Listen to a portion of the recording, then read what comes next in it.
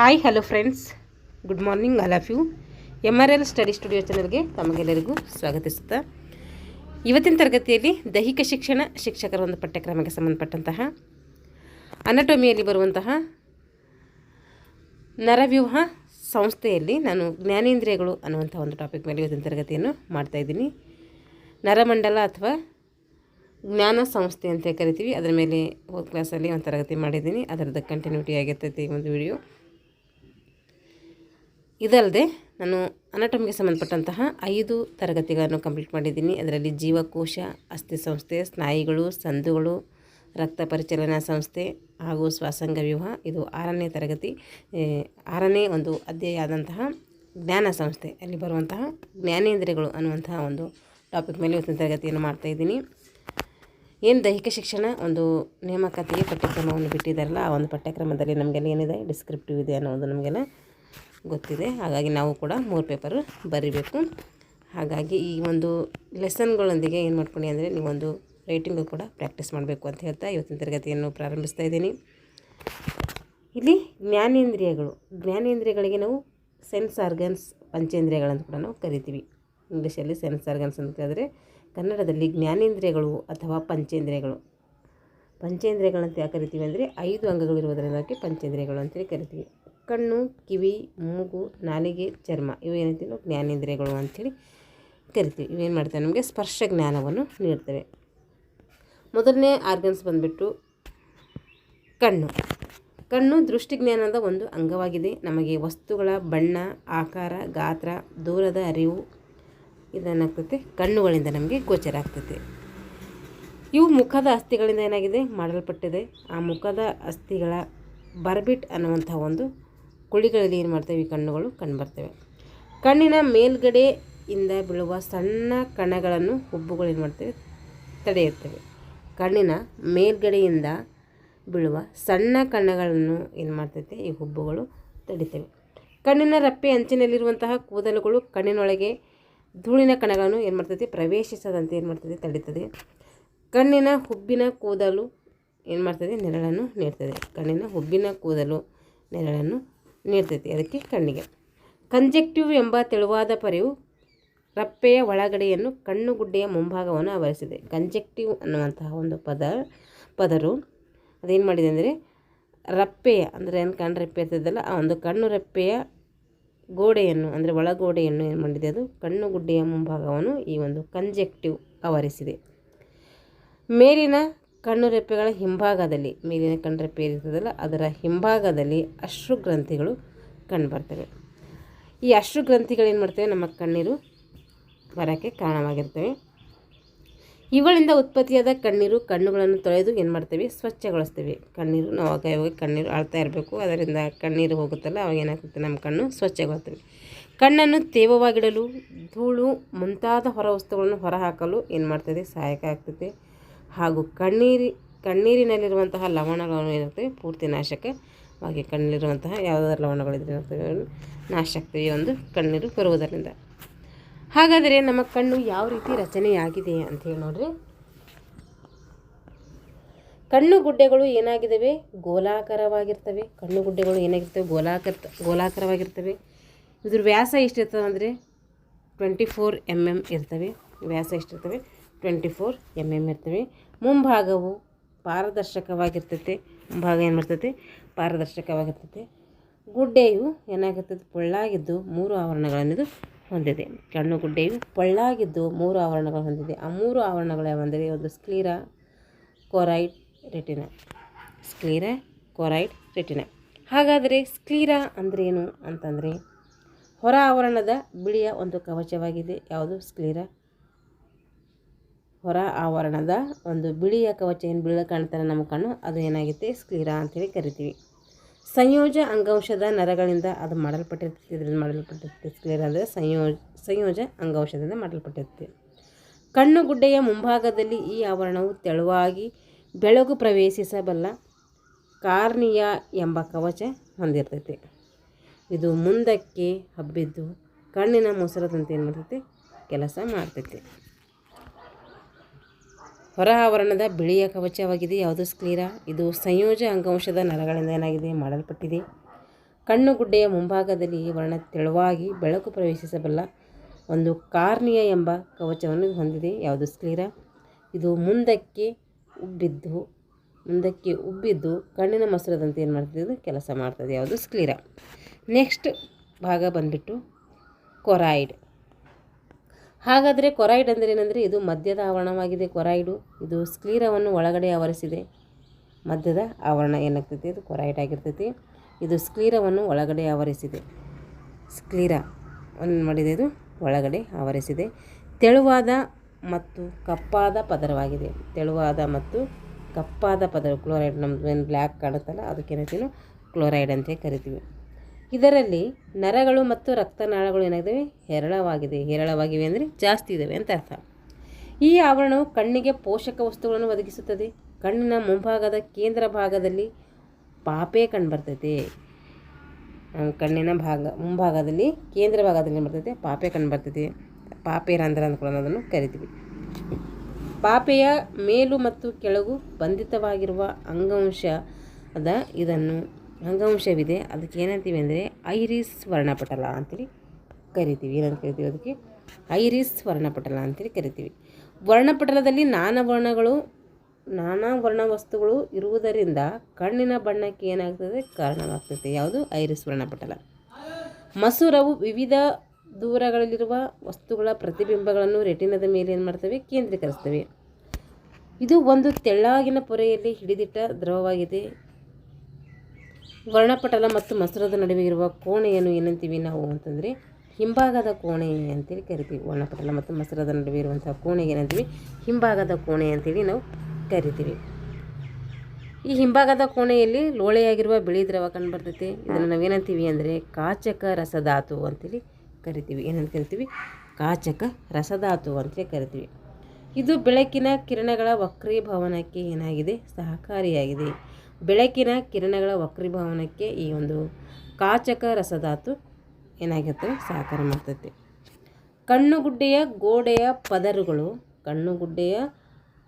ಪದರುಗಳು ಕುಸಿಯದಂತೆ ಈ ದ್ರವಗಳಿಂದ ಏನು ಮಾಡ್ತೈತೆ? ಕೋಣೆಯಲ್ಲಿ ಒತ್ತಡ ಏರ್ಪಟ್ಟಿದೆ. ಅಂದರೆ ಕಣ್ಣಿನ ಗುಡ್ಡೆಯು ಏನು ಮಾಡ್ತೈತೆ? ಕುಸಿಯದಂತೆ ಈ ಒಂದು ದ್ರವಗಳಲ್ಲಿ ಏನಾಗ್ತೈತೆ? ನಾವು ಕೋಣೆಯಲ್ಲಿ ಒತ್ತಲ್ಪಟ್ಟಿದೆ. ಯಾವುದು? ಕಾಚಕ ರಸಧಾತು. ನೆಕ್ಸ್ಟ್ ಫಸ್ಟಿಂದ ನೋಡಿದ್ವಿ ಸ್ಕ್ಲೀರಾ ನೋಡಿದ್ವಿ. ಆಮೇಲೆ ಕೊರಾಯ್ಡು. ನೆಕ್ಸ್ಟ್ ಭಾಗ ಅಂದರೆ ರೆಟಿನಾ. ಕಣ್ಣುಗುಡ್ಡೆಯ ಒಳಗಿನ ಆವರಣವಾಗಿದೆ. ಇದು ಕಣ್ಣುಗುಡ್ಡೆಯ ಒಳಗಡೆ ಇರುವಂಥ ಆವರಣವಾಗಿದೆ. ಬೆಳಕನ್ನು ಗ್ರಹಿಸುವ ಒಂದು ಆವರಣವಾಗಿದೆ. ಇದು ಗ್ರಾಹಕಗಳು ಹಾಗೂ ಅನೇಕ ನರತಂತುಗಳು ಇಲ್ಲಿ ಕಂಡುಬರ್ತವೆ. ಗ್ರಾಹಕಗಳು ಕಂಬಿ ಮತ್ತು ಶಂಕುಗಳೆಂಬ ವಿಶೇಷ ಜೀವಕೋಶಗಳಿಂದ ಮಾಡಲ್ಪಟ್ಟಿದೆ. ಗ್ರಾಹಕಗಳೇನಾಗಿದ್ದಾವೆ? ಕಂಬಿ ಮತ್ತು ಶಂಕುಗಳೆಂಬ ವಿಶೇಷ ಜೀವಕೋಶಗಳಲ್ಲಿ ಕಂಡುಬರ್ತವೆ. ಪಾಪೆಗೆ ಎದುರಾಗಿರುವ ಕಣ್ಣಿನ ಹಿಂಭಾಗದ ಬಳಿ ಶಂಕುಗಳು ಹೆಚ್ಚಾಗಿವೆ. ಪಾಪೆಗೆ ಎದುರಾಗಿರುವ ಕಣ್ಣಿನ ಹಿಂಭಾಗದ ಬಳಿಯಿಂದ ಶಂಕುಗಳು ಹೆಚ್ಚಾಗಿ ಕಂಡುಬರ್ತವೆ. ಹಾಗೂ ಈ ಪ್ರದೇಶವು ಸ್ವಲ್ಪ ತಗ್ಗಾಗಿದೆ. ಇದನ್ನು ಹಳದಿ ಪ್ರದೇಶ ಅಂತೇಳಿ ನಾವು ಕರಿತೀವಿ. ಈ ಪ್ರದೇಶದಲ್ಲಿ ದೃಷ್ಟಿ ಏನಾಗ್ತದೆ? ಅತ್ಯಂತ ಸ್ಪಷ್ಟವಾಗಿ ಕಾಣಿಸ್ತದೆ. ಚಾಕ್ಷುಷ ನರವು ಕಣ್ಣುಗುಡ್ಡೆಯನ್ನು ಬಿಡುವ ಪ್ರದೇಶದಲ್ಲಿ ಏನಾಗ್ತದೆ? ಪ್ರದೇಶದ ರೆಟಿನಾದಲ್ಲಿ ಕಂಬಿ ಮತ್ತು ಶಂಕುಗಳಿಲ್ಲ. ನೋಡಿರಿ, ಚಾಕ್ಷುಷ ನರವು ಕಣ್ಣುಗುಡ್ಡೆಯನ್ನು ಬಿಡುವ ಪ್ರದೇಶದ ರೆಟಿನಾದಲ್ಲಿ ಕಂಬಿ ಮತ್ತು ಶಂಕುಗಳಿಲ್ಲ. ಆದ್ದರಿಂದ ಈ ಪ್ರದೇಶದ ಮೇಲೆ ಬೀಳುವಂತಹ ಪ್ರತಿಬಿಂಬಗಳ ಜ್ಞಾನ ಇಲ್ಲಿ ಉಂಟಾಗೋದಿಲ್ಲ. ಈ ಕಾರಣದಿಂದ ಇದನ್ನು ಏನಂತೀವಿ ನಾವು ಅಂದರೆ ಅಂಧ ಪ್ರವೇಶ ಅಂತೇಳಿ ಕರಿತೀವಿ. ಏನಂತ ಕರಿತೀವಿ? ಅದಕ್ಕೆ ಅಂಧ ಪ್ರವೇಶ ಅಂತೇಳಿ ಕರಿತೀವಿ. ದೃಷ್ಟಿದೋಷಗಳು ನಾವು ಮುಖ್ಯವಾಗಿ 2 ಪ್ರಕಾರ ನೋಡ್ತೀವಿ. ಒಂದು ಸಮೀಪ ದೃಷ್ಟಿದೋಷ, ಇದಕ್ಕೆ ಮಯೋಪಿಯಾ ಅಂತೇಳಿ ಕರಿತೀವಿ. ದೂರದೃಷ್ಟಿದೋಷ, ಇದಕ್ಕೆ ಹೈಪರ್ ಮೆಟ್ರೋಪಿಯಾ ಅಂತೇಳಿ ಕರಿತೀವಿ. ಸೂಕ್ತವಾದ ನಿಮ್ನ ಮಸೂರವನ್ನು ಉಪಯೋಗಿಸೋದ್ರಿಂದ ಈ ಸಮೀಪ ದೃಷ್ಟಿದೋಷವನ್ನು ಏನು ಮಾಡ್ಬೋದು? ನಾವು ನಿವಾರಣೆ ಮಾಡ್ಬೋದು. ಸೂಕ್ತವಾದ ಉನ್ನತ ಮಸೂರು ಉಪಯೋಗಿಸೋದ್ರಿಂದ ದೂರದೃಷ್ಟಿಯು ಕೂಡ ನೋಡ್ಬೋದು, ನಿವಾರಣೆ ಮಾಡ್ಬೋದು. ಸಮೀಪ ದೃಷ್ಟಿನೂ ಹೋಗಲಾಡಿಸ್ಬೋದು, ದೂರದೃಷ್ಟಿನೂ ಕೂಡ ಹೋಗಲಾಡಿಸ್ಬೋದು. ಈಗ ಕಿವಿಗಳು, ಶ್ರವಣ ಜ್ಞಾನ. ಕಿವಿಗಳು ಏನು ಮಾಡ್ತೀವಿ? ನಾವು ಕೇಳಿಸಿಕೊಳ್ಳುವಂಥ ಕೆಲಸವನ್ನು ಮಾಡ್ತೀವಿ. ಕಿವಿಗಳಲ್ಲಿಯೂ ಏನಿರ್ತೀವಿ ನಾವು ಹಲವಾರು ವಿಧಗಳನ್ನು ನಾವು ನೋಡ್ತೀವಿ. ಕಿವಿಗಳು ತಲೆಯ ಪಾರ್ಶ್ವಗಳಲ್ಲಿವೆ. ಕಿವಿಗಳಲ್ಲಿ ನಮ್ಮ ತಲೆಯ ಒಂದು ಪಾರ್ಶ್ವ ಭಾಗದಲ್ಲಿ ಅಂದರೆ ಸೈಡಿಗಿದ್ದಾವೆ ಅಂತ ಅರ್ಥ. ಇದರಲ್ಲಿ ಹೊರ ಕಿವಿ ನೋಡ್ತೀವಿ, ಅದಕ್ಕೆ ಪಿನ್ನ ಅಂತ ಕರಿತೀವಿ. ಹೊರ ಕಿವಿಯ ನಾಳ ಅಂತ ಕರಿತೀವಿ. ಕಿವಿಯ ತಮಟೆ, ಸುತ್ತಿಗೆ, ಅದಕ್ಕೆ ಮೇಲಿಯಸ್ ಅಂತ ಕೂಡ ಕರೀತಾರೆ. ಅಡಿಗಲ್ಲು, ಅದಕ್ಕೆ ಇಂಕಸ್ ಅಂತ ಕೂಡ ಕರೀತಾರೆ. ರಿಕ್ಯಾಪು, ಸ್ಟೆಪ್ಸ್ ಅಂತೇಳಿ ಕರೀತಾರೆ. ಅಂಡಾಕಾರದ ಕಿಟಕಿ,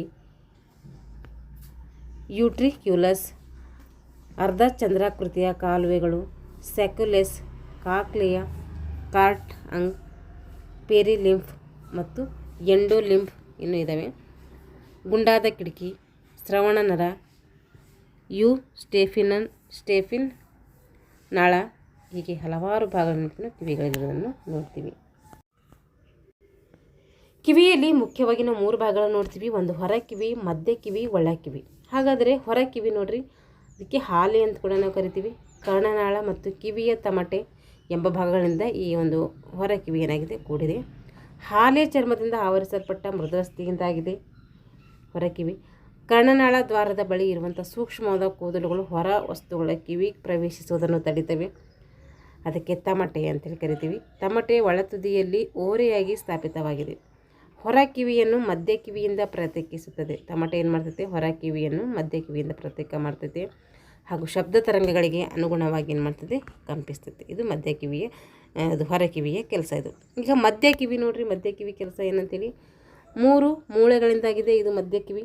ಒಂದು ಸರಪಣಿ ಇದೆ, ಒಂದರಲ್ಲಿ ಏನಿದೆ ಸರಪಣಿ ಇದೆ. ಆ ಮೂಳೆಗಳನ್ನು ನಾವು ಹೇಳ್ತೀವಿ ಸುತ್ತಿಗೆ ಅಂಥೇಳಿ ಕರಿತೀವಿ.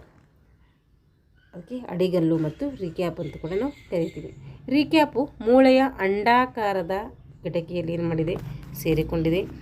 ಇದರ ಮೂಲಕ ಕಿವಿಯ ತಮಟೆಯ ಕಂಪನಗಳು ಒಳ ಕಿವಿಗೆ ಏನು ಮಾಡ್ತವೆ, ವರ್ಗಾಯಿಸಲ್ಪಡ್ತವೆ.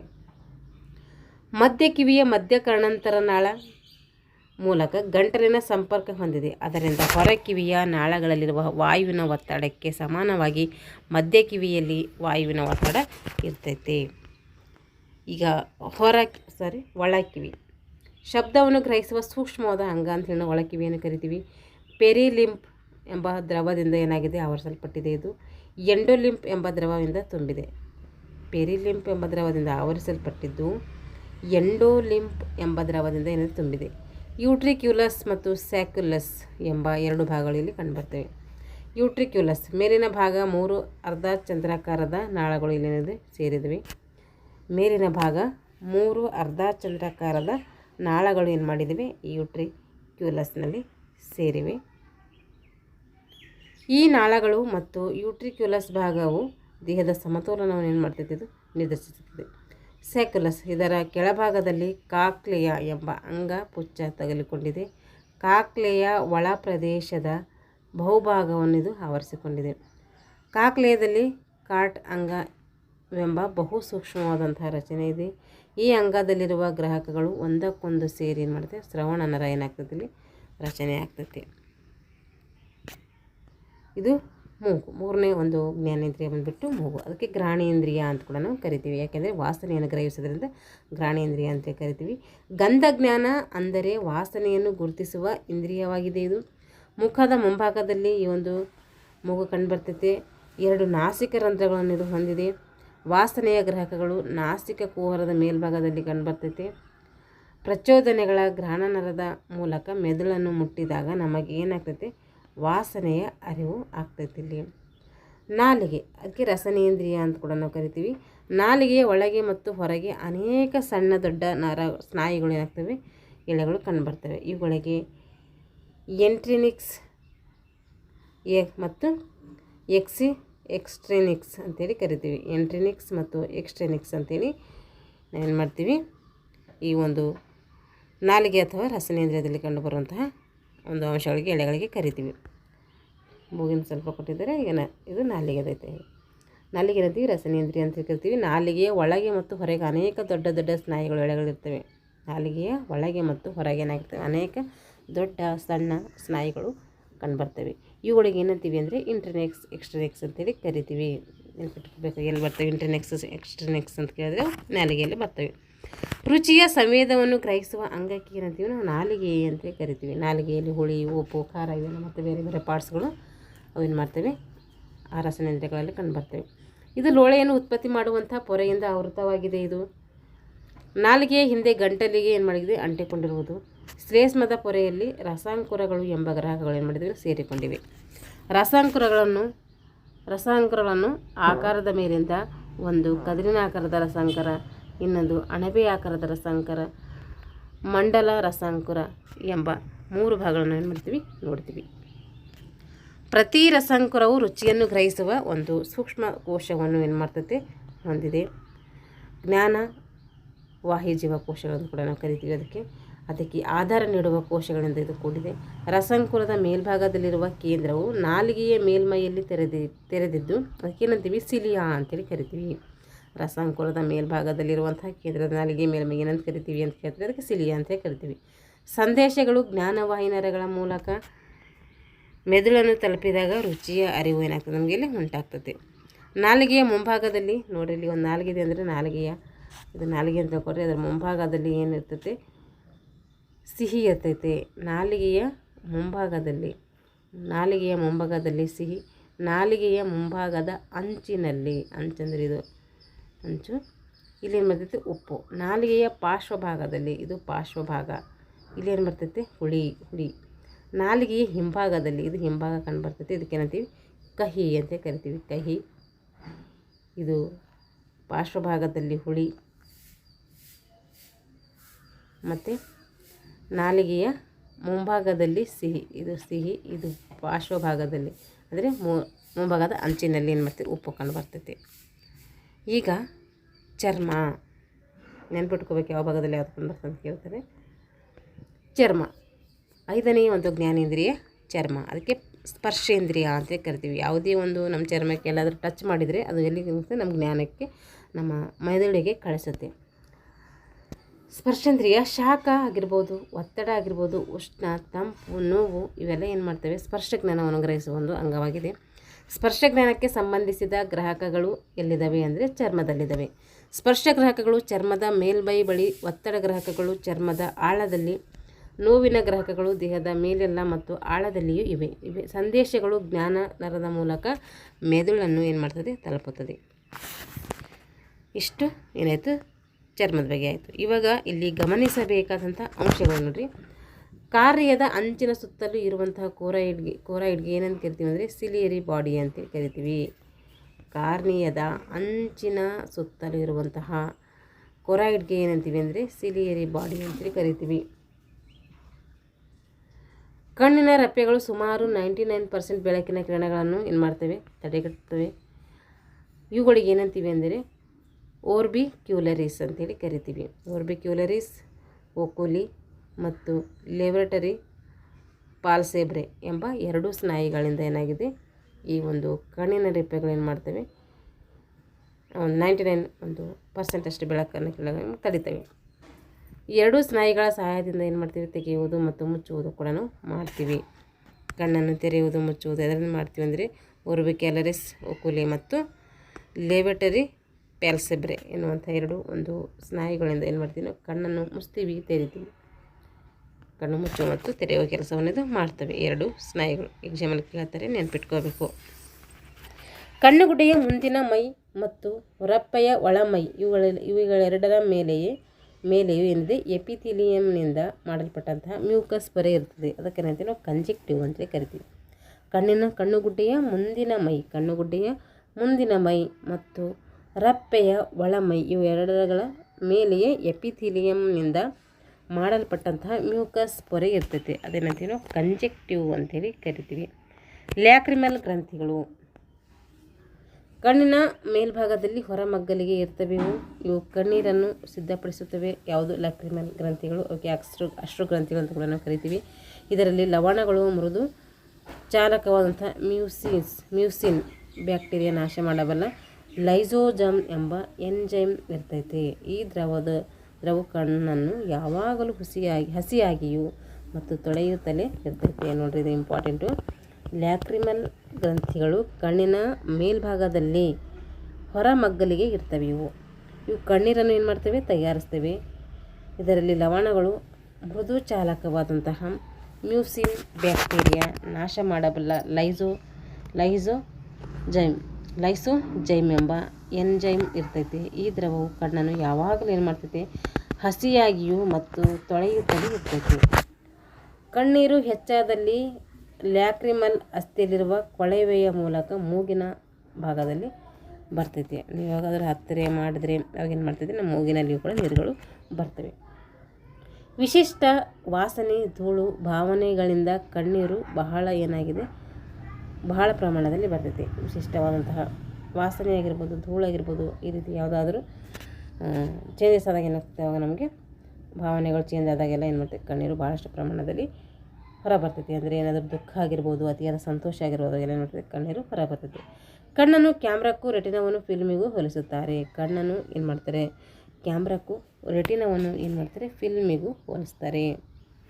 ಕಣ್ಣು ಗುಡ್ಡೆಯ ಹೆಚ್ಚು ಉದ್ದವಾಗುವುದರಿಂದ ಬಿಂಬವು ಏನಾಗ್ತೈತಿ, ಚಿತ್ರವು ರೆಟಿನದ ಮುಂದೆ ಬೀಳುವುದರಿಂದ ಸಮೀಪ ದೃಷ್ಟಿ ಅಂತ ಕರಿತೀವಿ. ಕಣ್ಣು ಗುಡ್ಡೆಯ ಹೆಚ್ಚು ಉದ್ದ ಆಗಿದೆ, ಬಿಂಬ ಚಿತ್ರ ಏನಾಗ್ತದೆ ರೆಟಿನದ ಮುಂದೆ ಬೀಳುವುದರಿಂದ ಸಮೀಪ ದೃಷ್ಟಿ ಅಂತ ಕರಿತೀವಿ. ಅದಕ್ಕೆ ಅಂತರ ವ್ಯಾಕ್ಸಲೈನ್ಸ್ ಧರಿಸುವುದರ ಮೂಲಕ ಏನು ಮಾಡ್ಬೋದು, ನಾವು ಈ ಒಂದು ಸಮೀಪ ದೃಷ್ಟಿಯನ್ನು ತಿದ್ದಬಹುದು, ಅಂದರೆ ಹೋಗಲಾಡಿಸ್ಕೋಬೋದು. ಕಣ್ಣಿನ ಗುಡ್ಡೆಯ ಉದ್ದಕ್ಕೂ ಕಡಿಮೆ ಇರುವುದರಿಂದ ಬಿಂಬವು ಚಿತ್ರವು ರೆಟಿನದ ಹಿಂದೆ ಬೀಳುತ್ತದೆ. ಮುಂದೆ ಬಿದ್ದರೆ ಅಲ್ಲಿ ಸಮೀಪ ದೃಷ್ಟಿ ದೋಷ ಅಂತ ಕರಿತೀವಿ. ಹಿಂದೆ ಬಿದ್ದರೆ ಅದಕ್ಕೇನಂತೀವಿ, ದೀರ್ಘ ದೃಷ್ಟಿ ದೋಷ ಅಥವಾ ದೂರದೃಷ್ಟಿ ದೋಷ ಅಂತ ಕರಿತೀವಿ. ಇದು ಇದರಿಂದ ಬಗೆಹರಿಸ್ಕೋಬೋದು ನಾವು, ಅಂದರೆ ಬಹಿರ್ವಕ್ರದಿಂದ ಮಾಡ್ಬೋದು. ಬಹಿರ್ವಕ್ರ ಲೆನ್ಸ್ ಧರಿಸುವುದರ ಮೂಲಕ ಇದು ಬಿಡುಗಡೆ ಮಾಡ್ಕೋಬೋದು. ಕಣ್ಣಿನ ಲೆನ್ಸಿನಲ್ಲಿ ದೋಷದಿಂದ ಆಸ್ಟಿಗ್ಮ್ಯಾಟಿಸಮ್ ಮತ್ತು ವೃದ್ಧ ದೃಷ್ಟಿ ಬರ್ತೈತೆ. ನೋಡ್ರಿ, ಕಣ್ಣಿನ ಲೆನ್ಸ್ನಲ್ಲಿ ದೋಷದಿಂದ ಆಸ್ಟಿಗ್ಮ್ಯಾಟಿಸಮ್ ಮತ್ತು ವೃದ್ಧ ದೃಷ್ಟಿ ಬರ್ತೈತೆ.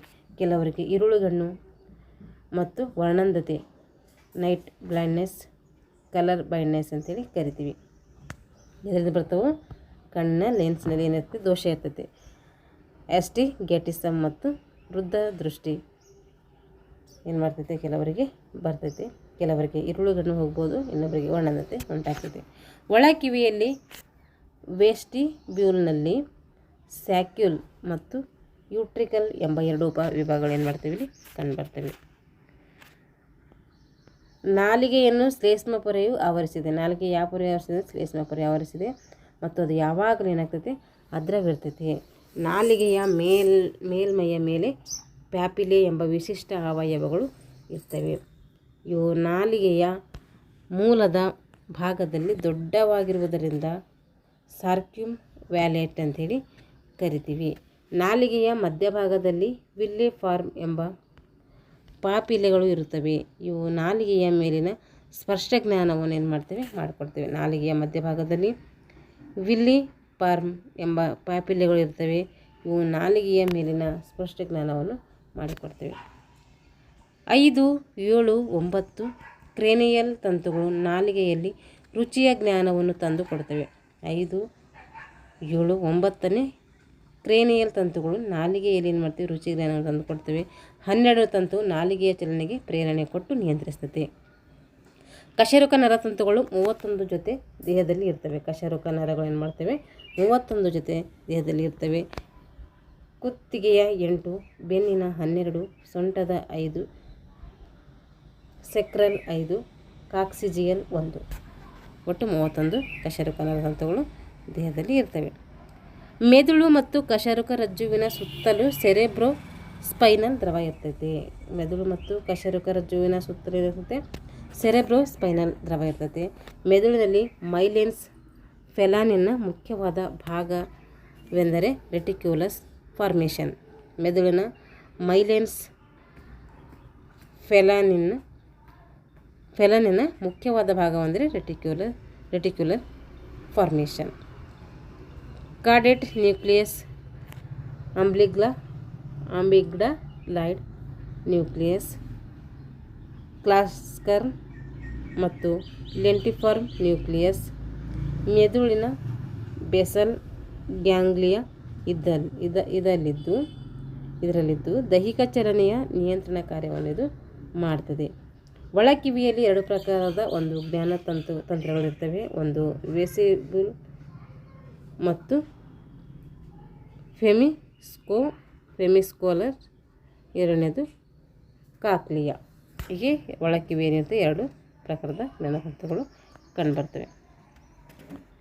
ಇಲ್ಲಿವರೆಗೂ ಏನು ಜ್ಞಾನ ಸಂಸ್ಥೆ ನೋಡಿದ್ದೀವಲ್ಲ ಆ ಜ್ಞಾನ ಸಂಸ್ಥೆಯಲ್ಲಿ ಮತ್ತು ಜ್ಞಾನೇಂದ್ರಿಯಗಳು ಎರಡು ಸೇರಿ ಬರುವಂಥ ಪ್ರಶ್ನೋತ್ತರಗಳು ನೋಡಿದ್ದು 6ನೇ ಲೆಸನ್ನಲ್ಲಿರುವಂತಹ ಒಂದು ಟಾಪಿಕ್ಗೆ ಸಂಬಂಧಪಟ್ಟಂಥ MCQ ಆಗಿರ್ತವೆ.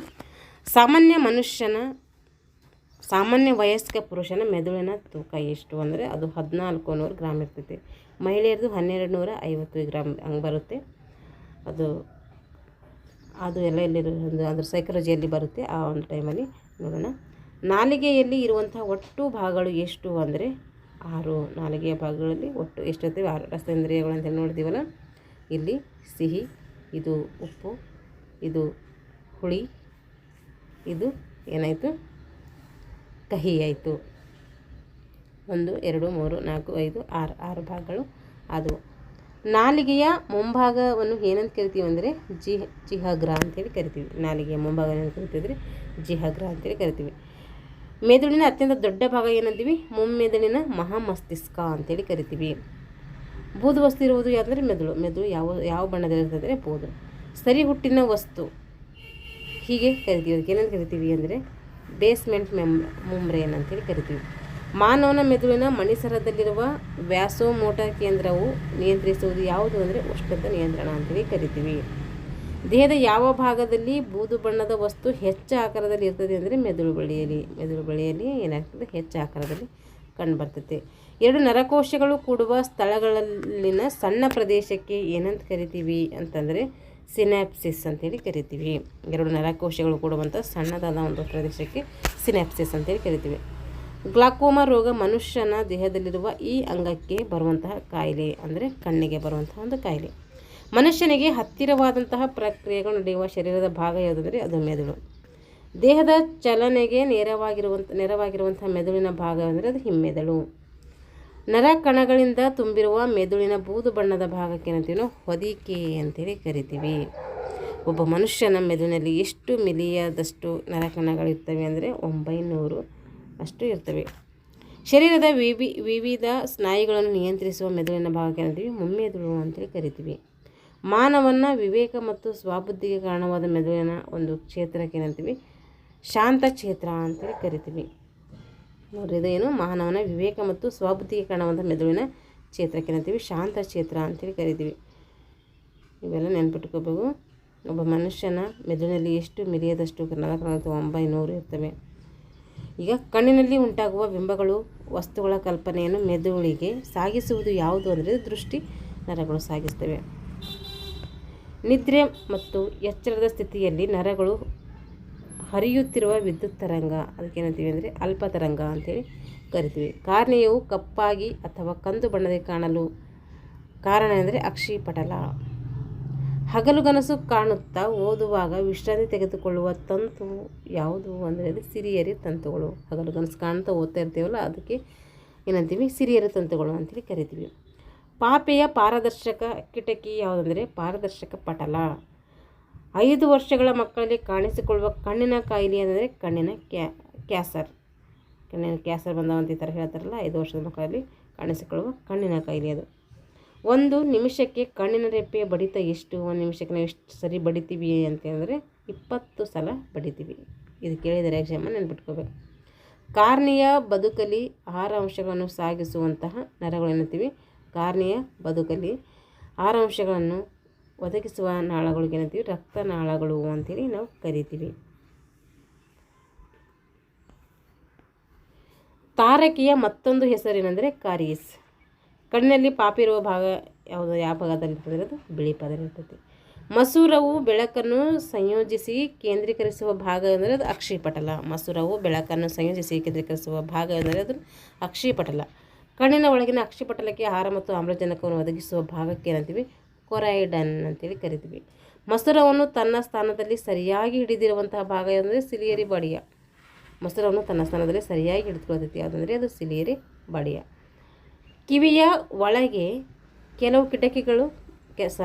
ಕೆಲವು ಕೀಟಗಳು ಹೋದಾಗ ಅವಾಗ ನಾವು ಏನು ಮಾಡಬೇಕು ಅಂದರೆ ಉಪ್ಪು ನೀರು ಹಾಕಬೇಕು. ಇದೊಂದು ಮನೆ ಮದ್ದು ನೋಡಿರಿ, ನೆನ್ಪಿಟ್ಕೋಬೇಕು. ಏನಾದರೂ ಕಿವಿ ಒಳಗಡೆ ಯಾವುದೇ ಕೀಟಗಳು ಹೋದಾಗ ಏನು ಮಾಡಬೇಕಲ್ಲ? ಉಪ್ಪು ನೀರು ಹಾಕ್ಬೇಕಂತೀವಿ. ಕಿವಿಯ ಸೋರಿಕೆಯಿಂದ ಕಿವಿಯ ಮೇಲೆ ಬೀಳುವ ಪ್ರಭಾವ ಹೆಂಗೆ ಅಂದರೆ ಉತ್ತರ ಹೇಗಿರ್ತದೆ ಅಂದರೆ ತಮಟೆಯಲ್ಲಿ ತೂತು ಉಂಟಾಗ್ತೈತೆ. ಕಿವಿಯ ಸೋರಿಕೆಯಿಂದ ಕಿವಿಯ ಮೇಲೆ ಏನಾದರೂ ಪ್ರಭಾವ ಬೀರ್ತದೆ ಏನಾಗ್ತೈತೆ? ತಮಟೆಯಲ್ಲಿ ತೂತು ಬೀಳ್ತೈತೆ. ಕಿವಿ ರಿಂಗ್ಗಳ ಸಂಖ್ಯೆ ಅಂದರೆ 3 ಹೊರ ಕಿವಿ, ಮಧ್ಯ ಕಿವಿ, ಒಳ ಕಿವಿ ಅಂತ ಏನು ನೋಡ್ತೀವಿ ನಾವು. ವಾರ್ನಿಯರ್ಸ್ ಕಾಯಿಲೆ ಎದಕ್ಕೆ ಸಂಬಂಧಪಟ್ಟಿದೆ ಅಂದರೆ ಅದು ತಲೆ ಸುತ್ತುವಿಗೆ. ನಾಲಿಗೆಯ ಮಧ್ಯಭಾಗವನ್ನು ಹೀಗೆ ಕರಿತೀವಿ ಅಂದರೆ ಮಧ್ಯ ಜೀವ ಅಂತೇಳಿ ಕರಿತೀವಿ, ಮಧ್ಯ ಜೀವೆ ಅಂತೇಳಿ ಕರಿತೀವಿ. ರಾತ್ರಿ ಕುರುಡು ಉಂಟಾಗುವುದು ಜೀವಸತ್ವದ ಕೊರತೆಯಿಂದ, ಅದಕ್ಕೆ ಇರುಳು ಕುರುಡು ಅಂತ ಕೂಡ ನಾವು ಕರಿತೀವಿ. ನಮ್ಮ ದೇಹದಲ್ಲಿನ ಅತ್ಯಂತ ಉದ್ದವಾದ ಅಂಗಾಂಶ ಅದು ನರ ಅಂಗಾಂಶ.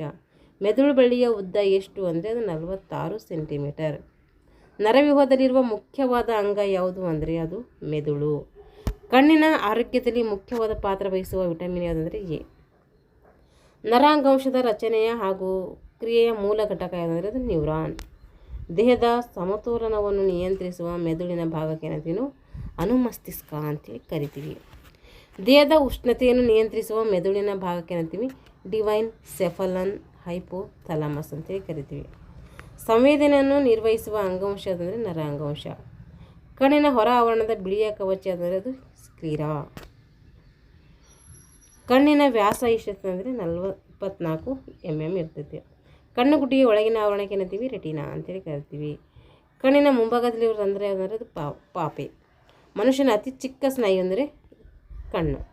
ಮನುಷ್ಯನ ಅತಿ ಚಿಕ್ಕ ಸ್ನಾಯು ಇರುವುದು ನೋಡಿ, ಅತಿ ಚಿಕ್ಕ ಅಂದರೆ ಭಾಗ ಕೇಳ್ತಾ, ಚಿಕ್ಕ ಅಂಗ ಕೇಳ್ತಾ ಇಲ್ಲಿ ಚಿಕ್ಕ ಸ್ನಾಯು ಕೇಳ್ತಾ ಇದ್ದಾರೆ. ಇಲ್ಲಿ ನಾವು ಭಾಳಷ್ಟು ಕನ್ಫ್ಯೂಸ್ ಆಗ್ತೈತೆ. ಚಿಕ್ಕ ಮೂಳೆ ಅಂತ ಕೇಳಿದ್ರೆ ಅದು ಯಾವುದು